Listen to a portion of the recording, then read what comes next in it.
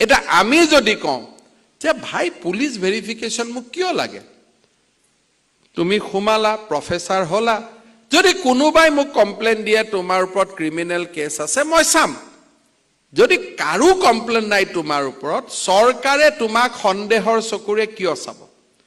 চৰকাৰৰ দায়িত্ব হ'ল যে all citizens are good, all citizens are Payas.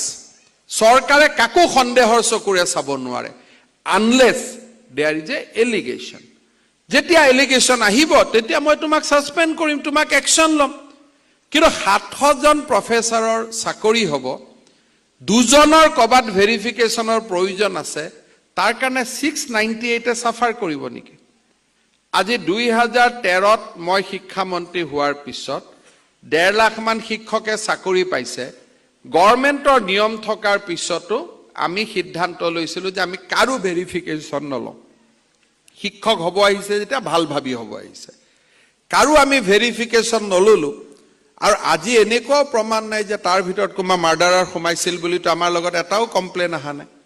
তাৰমানে আমি যেনেকৈ নাগৰিকক বিশ্বাস কৰিছিলোঁ সেই বিশ্বাসৰ কষটি শিলত নাগৰিকসকল উত্তীৰ্ণ হৈছে।